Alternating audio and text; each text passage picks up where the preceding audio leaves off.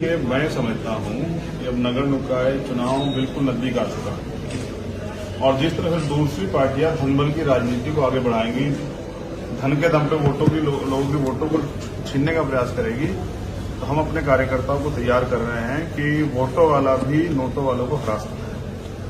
ये लोकतंत्र है, जिनके पास वोट होगी उनका राज होगा। तो मैं अपने कार्यकर्ताओं को, जो सम्मानित कार्यकर्ता मेहनत कर रहे हैं इस मंडल के, उनको सबको समीक्षा मीटिंग के तौर पे समझा रहा था किस तरह से हमें नगर पंचायत के चुनाव में पार्टिसिपेट करना है, उसको जीतना है।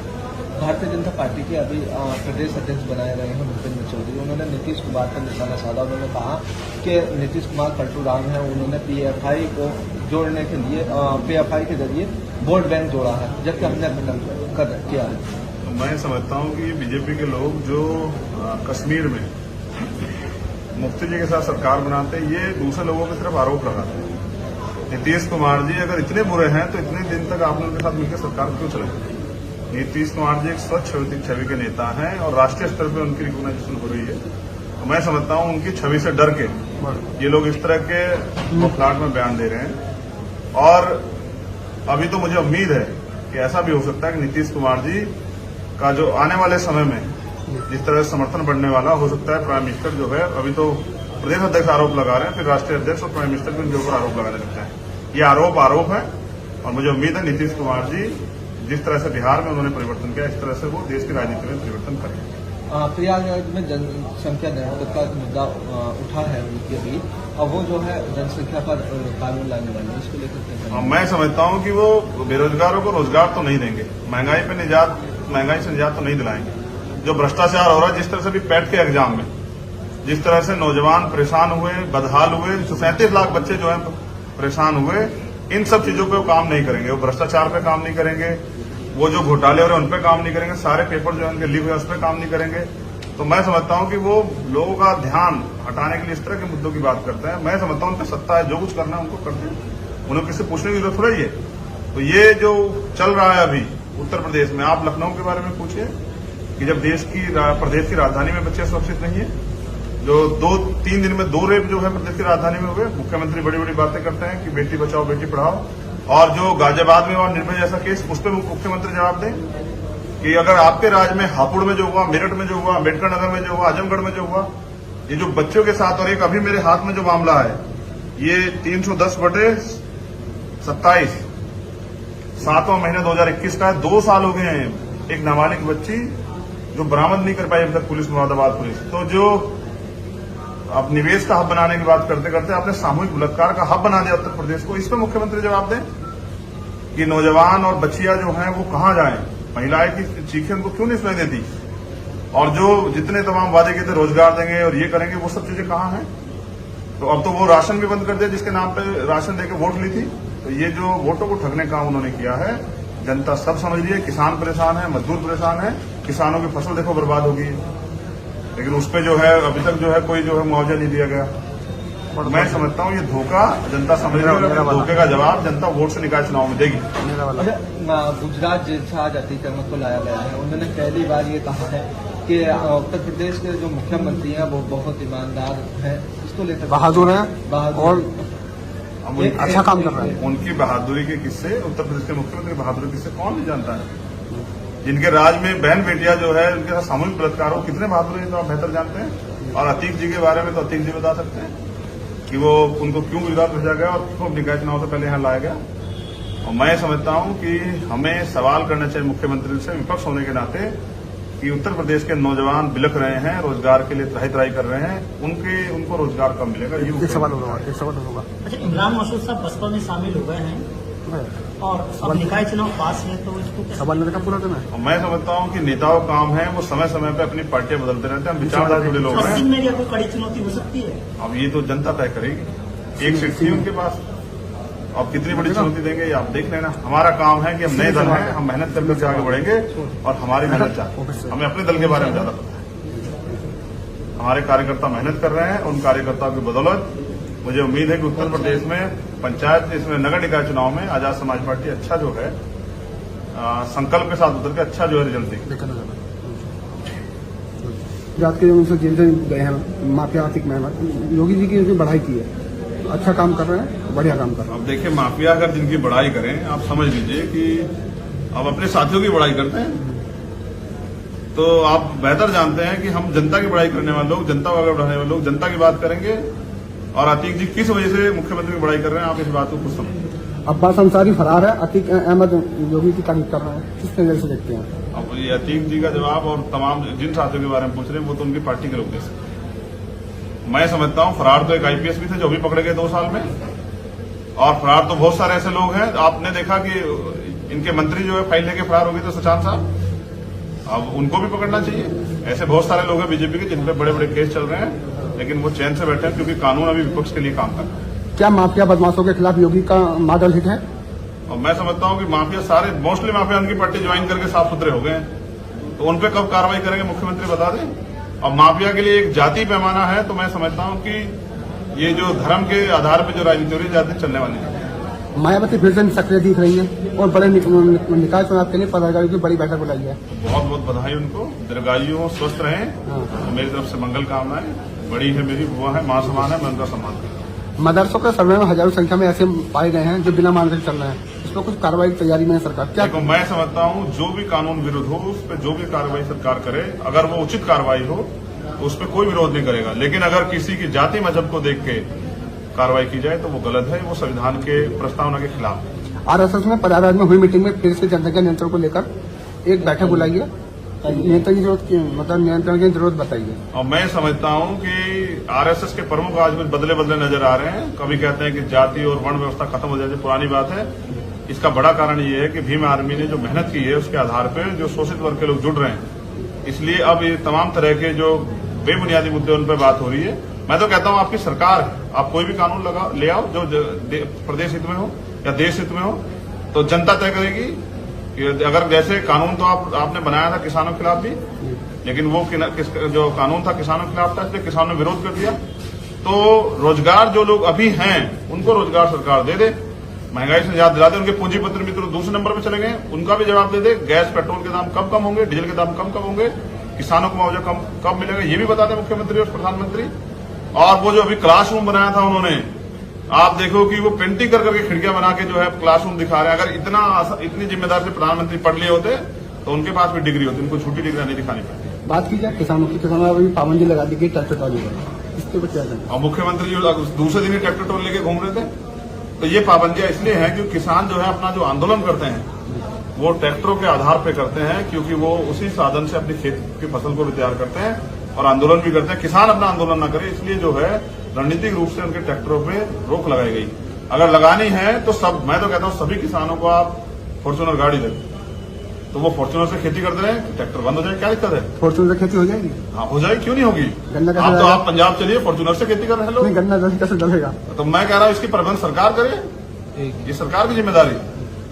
तराई सत्र शुरू होने वाला है, मतलब बकाया है, उसको लेकर किसान लामबंद होता रहा है। ये शायद सरकार को नहीं दिखाई देगा कि किसान किस तरह से मर के प्राकृतिक अप्राकृतिक आपदाओं का भी सामना कर रहे हैं। और फिर मुआवजे के नाम पे, अब ये इतनी बारिश हुई, सारी फसल खराब होगी, मुआवजे के नाम पे जो है कहीं 1 रुपया, कहीं 3 रुपया, कहीं 5 रुपया मुआवजा देने वाली सरकार बताए कि यही वो सरकार है जो किसानों की देसी बत्ती थी। हम किसानों के साथ खड़े हैं, किसान अपनी मांगों के लिए तैयार हैं। एमएसपी पे कानून बनना चाहिए, गारंटी मिलनी चाहिए और सभी फसलों में एमएसपी मिलनी चाहिए, ऐसी हमारी सरकार से मांग है। निकाय चुनाव नजदीक आ रहे हैं, इसको लेकर क्या तैयारियां हैं?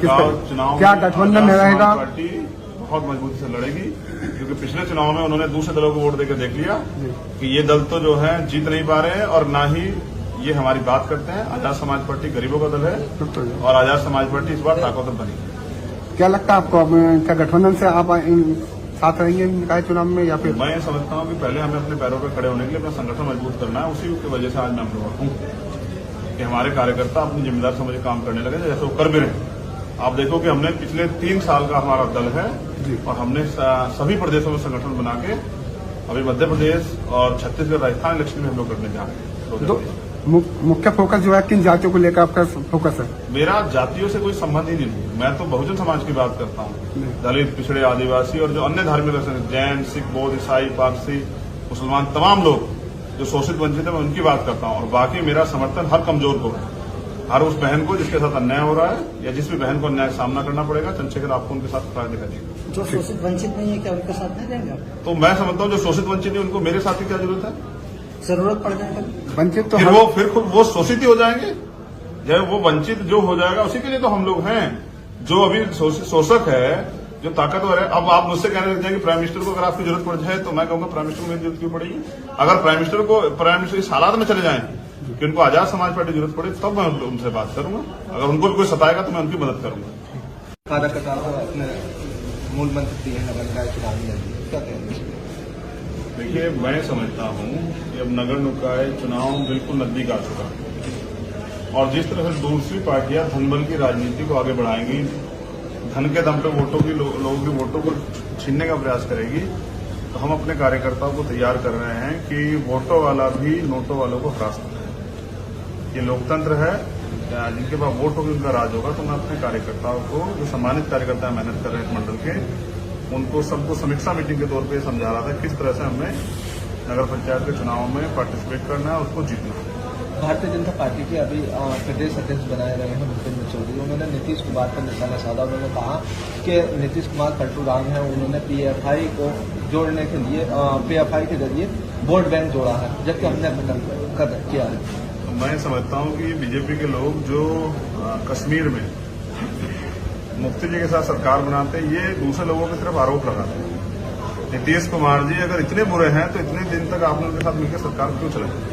नीतीश कुमार जी एक स्वच्छ छवि के नेता हैं और राष्ट्रीय स्तर पर उनकी रिकॉग्नाइजेशन हो रही है। तो मैं समझता हूं उनकी छवि से डर के ये लोग इस तरह के फ्लैट में बयान दे रहे हैं। और अभी तो मुझे उम्मीद है कि ऐसा भी हो सकता है कि नीतीश कुमार जी का जो आने वाले समय में जिस तरह से समर्थन बढ़ने वाला हो सकता है, प्राइम मिनिस्टर जो है, अभी तो प्रदेश अध्यक्ष आरोप लगा रहे हैं, फिर राष्ट्रीय अध्यक्ष और प्राइम मिनिस्टर भी उनके ऊपर आरोप लगाने लगते हैं। ये आरोप है और मुझे उम्मीद है नीतीश कुमार जी जिस तरह से बिहार में उन्होंने परिवर्तन किया, इस तरह से वो देश की राजनीति में परिवर्तन करेंगे। प्रयागराज में जनसंख्या नियंत्रण का मुद्दा उठा है उनके भी, और वो जो है जनसंख्या पर कानून लाने वाले, इसको लेकर मैं समझता हूं कि वो बेरोजगारों को रोजगार तो नहीं देंगे, महंगाई से निजात तो नहीं दिलाएंगे।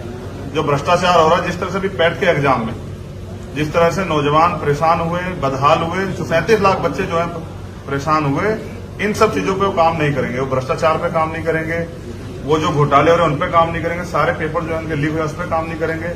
तो मैं समझता हूं कि वो लोगों का ध्यान हटाने के लिए इस तरह के मुद्दों की बात करते हैं। मैं समझता हूं उन पर सत्ता है, जो कुछ करना है उनको कर दें, उन्हें किसी से पूछने की जरूरत थोड़ी है। तो ये जो चल रहा है अभी उत्तर प्रदेश में, आप लखनऊ के बारे में पूछिए कि जब प्रदेश की राजधानी में बच्चे सुरक्षित नहीं है, जो 2-3 दिन में 2 रेप जो है प्रदेश की राजधानी में हुए, मुख्यमंत्री बड़ी बड़ी बातें करते हैं कि बेटी बचाओ बेटी पढ़ाओ, और जो गाजियाबाद में हुआ निर्भया जैसा केस, उस पर मुख्यमंत्री जवाब दें कि अगर आपके राज्य में हापुड़ में जो हुआ, मेरठ में जो हुआ, अम्बेडकर नगर में जो हुआ, आजमगढ़ में जो हुआ, ये जो बच्चों के साथ, और एक अभी मेरे हाथ में जो मामला है, ये 310/27 7वां महीना 2021 का है। 2 साल हो गए हैं। एक नाबालिग बच्ची जो बरामद नहीं कर पाई अब तक पुलिस, मुरादाबाद पुलिस। तो जो अब निवेश का हब बनाने की बात करते करते आपने सामूहिक बलात्कार का हब बना दिया उत्तर प्रदेश को। इस पर मुख्यमंत्री जवाब दें कि नौजवान और बच्चियां जो हैं वो कहां जाएं, महिलाएं की चीखें उनको क्यों नहीं सुनाई देती, और जो जितने तमाम वादे किए थे रोजगार देंगे और ये करेंगे, वो सब चीजें कहां हैं? तो अब तो वो राशन भी बंद कर दिया जिसके नाम पे राशन देकर वोट ली थी। तो ये जो वोटों को ठगने का काम उन्होंने किया है, जनता सब समझ रही है। किसान परेशान है, मजदूर परेशान है, किसानों की फसल देखो बर्बाद हो गई, लेकिन उस पर जो है अभी तक जो है कोई जो है मुआवजा नहीं दिया गया। और मैं समझता हूँ ये धोखा जनता समझ रही है, धोखे का जवाब जनता वोट से निकाय चुनाव में देगी। गुजरात जेल से आज अतीक अहमद को लाया गया है। उन्होंने पहली बार ये कहा है कि उत्तर प्रदेश के जो मुख्यमंत्री हैं वो बहुत ईमानदार हैं, इसको लेकर बहादुर हैं और अच्छा काम कर रहे हैं। उनकी बहादुरी के किस्से, उत्तर प्रदेश के मुख्यमंत्री बहादुरी किस्से कौन नहीं जानता है? जिनके राज में बहन बेटियां जो है उनके साथ सामूहिक बलात्कार हो, कितने बहादुर हैं तो आप बेहतर जानते हैं। और अतीक जी के बारे में तो अतीक जी बता सकते हैं कि वो उनको क्यों गुजरात भेजा गया और क्यों निकाय चुनाव से पहले यहाँ लाया गया। और मैं समझता हूं कि हमें सवाल करना चाहिए मुख्यमंत्री से, विपक्ष होने के नाते, कि उत्तर प्रदेश के नौजवान बिलख रहे हैं, रोजगार के लिए त्राही कर रहे हैं, उनको रोजगार कब मिलेगा? ये सवाल होगा। अच्छा, इमरान मसूद साहब बसपा में शामिल हो गए हैं और अब निकाय चुनाव पास है, तो इसको क्या सवाल नहीं पूरा देना? मैं समझता हूं कि नेताओं का काम है वो समय समय पे अपनी पार्टियां बदलते रहते हैं। हम विचारधारा जुड़े लोग हैं। पश्चिम में क्या कोई कड़ी चुनौती हो सकती है? अब ये तो जनता तय करेगी। एक सीट थी उनके पास। अब कितनी बड़ी चुनौती देंगे ये आप देख लेना। हमारा काम है कि हम नए दल हैं, हम मेहनत करके आगे बढ़ेंगे और हमारी मेहनत चाहते, हमें अपने दल के बारे में ज्यादा पता है। हमारे कार्यकर्ता मेहनत कर रहे हैं, उन कार्यकर्ताओं की बदौलत मुझे उम्मीद है कि उत्तर प्रदेश में पंचायत, इसमें नगर निकाय चुनाव में आजाद समाज पार्टी अच्छा जो है संकल्प के साथ उतर के अच्छा जो है रिजल्ट देगी। जात के उनसे जेल से गए हैं माफिया आर्थिक मेहनत, योगी जी की उनकी बढ़ाई की है, अच्छा काम कर रहे हैं, बढ़िया काम कर रहे हैं। अब देखिए, माफिया अगर जिनकी बढ़ाई करें, आप समझ लीजिए कि अब अपने साथियों की बढ़ाई करते हैं, तो आप बेहतर जानते हैं कि हम जनता की बढ़ाई करने वाले लोग, जनता को आगे बढ़ाने वाले लोग जनता की बात करेंगे। और अतीक जी किस वजह से मुख्यमंत्री की बढ़ाई कर रहे हैं, आप इस बात को कुछ समझिए। अब्बास अंसारी फरार है, अतीक अहमद योगी की तारीफ कर रहे हैं, किस नजर से देखते हैं? अब ये अतीक जी का जवाब और तमाम जिन साथियों के बारे में पूछ रहे हैं वो तो उनकी पार्टी के लोग दे सकते हैं। मैं समझता हूं फरार तो एक आईपीएस भी थे जो भी पकड़े गए 2 साल में, और फरार तो बहुत सारे ऐसे लोग हैं। आपने देखा कि इनके मंत्री जो है फाइल लेके फरार हो गए थे, सुशांत साहब, अब उनको भी पकड़ना चाहिए। ऐसे बहुत सारे लोग हैं बीजेपी के जिन पे बड़े बड़े केस चल रहे हैं, लेकिन वो चैन से बैठे हैं क्योंकि कानून अभी विपक्ष के लिए काम कर रहा है। क्या माफिया बदमाशों के खिलाफ योगी का मॉडल हिट है? और मैं समझता हूं कि माफिया सारे मोस्टली माफिया उनकी पार्टी ज्वाइन करके साफ सुथरे हो गए हैं, तो उन पे कब कार्रवाई करेंगे मुख्यमंत्री बता दें। और माफिया के लिए एक जाति पैमाना है, तो मैं समझता हूं कि ये जो धर्म के आधार पर जो राजनीति हो रही है जाति चलने वाली है।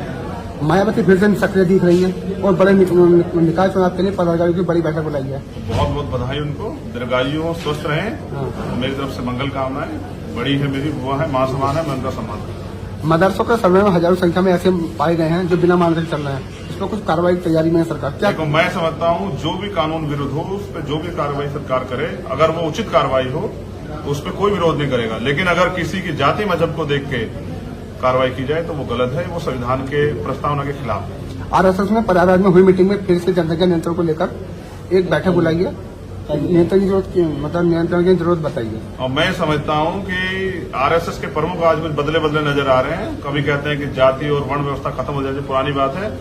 इसका बड़ा कारण ये है कि भीम आर्मी ने जो मेहनत की है उसके आधार पर जो शोषित वर्ग के लोग जुड़ रहे हैं, इसलिए अब ये तमाम तरह के जो बेबुनियादी मुद्दे उन पर बात हो रही है। मैं तो कहता हूं आपकी सरकार है, आप कोई भी कानून ले आओ जो प्रदेश हित में हो या देश हित में हो, तो जनता तय करेगी कि अगर जैसे कानून तो आपने बनाया था किसानों के खिलाफ भी, लेकिन वो जो कानून था किसानों के खिलाफ था, इसलिए किसानों ने विरोध कर दिया। तो रोजगार जो लोग अभी हैं उनको रोजगार सरकार दे दे, महंगाई से निजात दिला दे। उनके पूंजीपत्र मित्र दूसरे नंबर पर चले गए, उनका भी जवाब दे दे। गैस पेट्रोल के दाम कब कम होंगे, डीजल के दाम कब होंगे, किसानों को मुआवजा कब मिलेगा, ये भी बता दें मुख्यमंत्री और प्रधानमंत्री।